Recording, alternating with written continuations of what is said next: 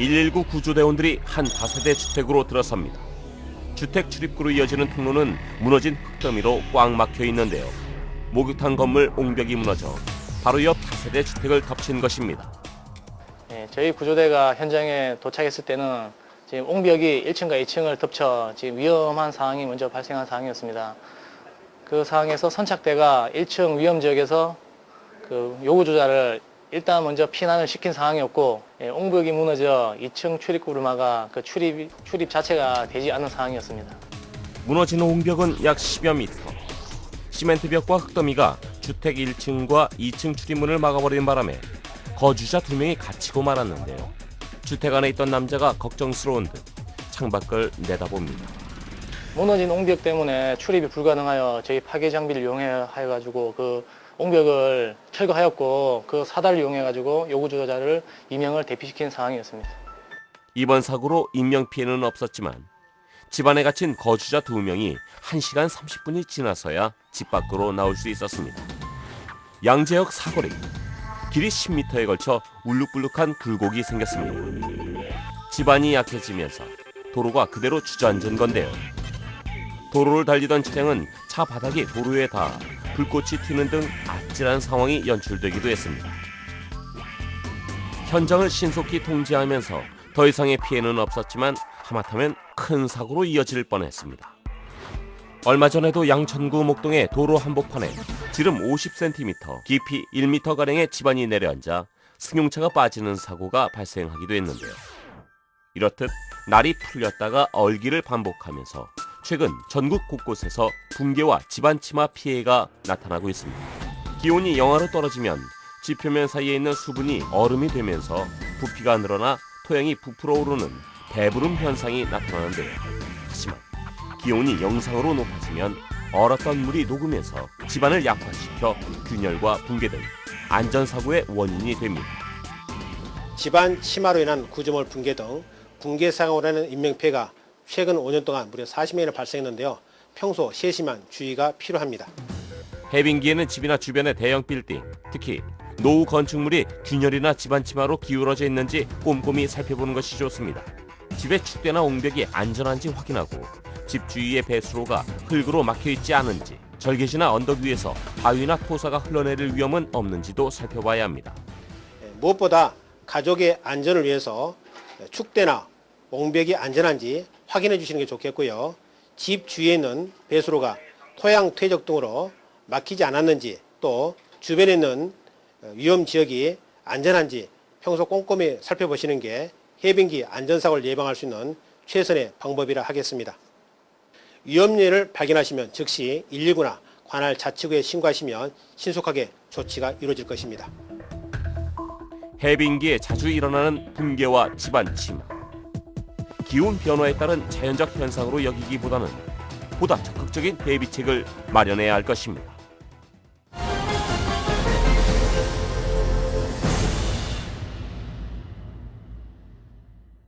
도봉산 보문능선 인근의 산중터. 한 등산객이 부상을 당하고 쓰러져 있는데요.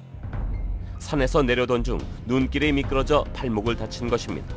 일단 119 그 출동 지령을 저희가 접보하고 또 도봉산 그 보문능선상에 저희가 출동을 나갔는데 현장을 도착해 보니까 그 신고자 그 옆에 있는 그 요구조자께서 그 우측 발목을 이렇게 고통을 호소하면서 이렇게 잡고 있던 그런 상황이었습니다.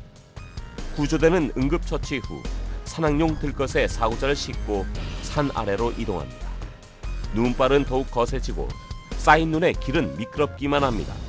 현장 도착해서 저희가 일단은 요구조자 그 발목에 그 진공 부목을 이용해서 일단은 발목 고정을 하고, 그리고 이제 보온 조치를 좀 이렇게 취해주고 나서 저희가 일단 그 산악용 들것을 이용해서 구급대가 있는 그 지상 그 아래 부분까지 내려와서 구급대에 인계했습니다.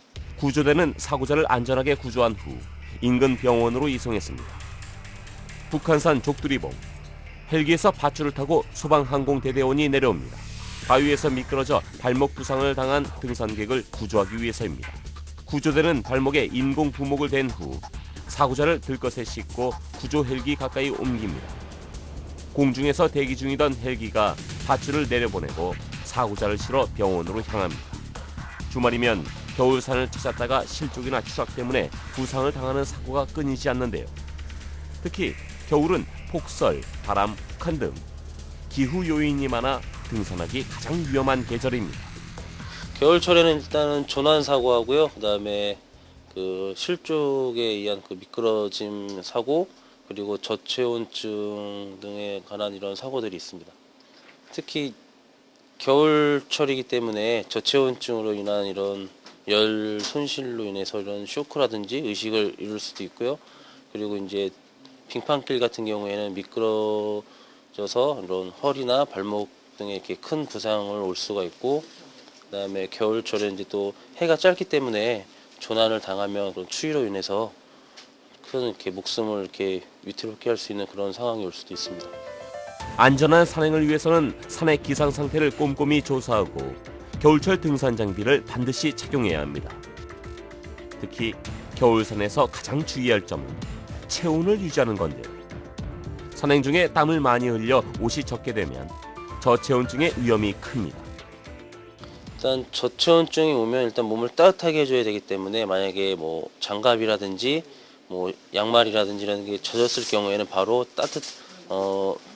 새 옷이나 아니면 새 양말로 이렇게 갈아서 이런 손발이나 이런 데를 좀 보호를 해주시고, 그리고 따뜻한 음료 같은 걸 이렇게 보온병에 이렇게 좀 담아서 이렇게 가지고 다니시는 게 저체온증을 예방하는 데 많이 도움이 됩니다. 동상도 겨울 산행의 큰 위험 요소인데요. 손발이 시린 정도를 넘어 통증과 저림으로 바뀌게 되면 동상의 위험 신호로 봐야 합니다. 동상에 걸렸을 때는 동상 부위를 압박하고 있는 옷, 양말, 구두 등을 벗기고 환부를 보온시켜주는 것이 좋습니다. 손상된 부위는 압박이나 마찰을 주면 안 되고, 출혈성 물집이 생겼을 때 임의로 터뜨리게 되면 조직 손상이 심해지고 감염의 우려가 있으니 더욱 주의를 해야 합니다. 만약 등산로를 이탈했을 땐 당황하지 말고 침착한 자세로 주변의 지형을 살펴본 뒤 왔던 길로 되돌아가는 것이 좋습니다. 만약 실패를 했다면 길을 헤매다 체력을 소모할 수 있으므로 그 자리에서 구조대를 기다리는 것이 더욱 현명합니다. 조난 사고를 당했을 때는 일단은 그 본인이 어느 위치에 있는지 잘 모르기 때문에 일단 119에 신고를 하시고 나서 119 구조대원들과 통화를 하면서 일단은 그 자리를 이동하지 않고 그 자리에 가만히 계시는 게, 왜냐하면 또 서로 움직이다 보면은 위치를 파악하기가 힘들기 때문에 한 자리에서 좀 기다려서 그 뭐 랜턴이라든지 아니면 호루라기라든지 이런 소리를 지른다든지 해서 본인의 위치를 좀 이렇게 구조대원들한테 알려주면 조난 사고가 났을 때 좀 더 수월하게 구조 작업을 할 수 있을 것 같습니다. 각종 위험이 도사리고 있는 겨울산. 순간의 방심과 지나친 과신, 자칫 생명을 위협할 수도 있다는 사실 꼭 기억하시길 바랍니다.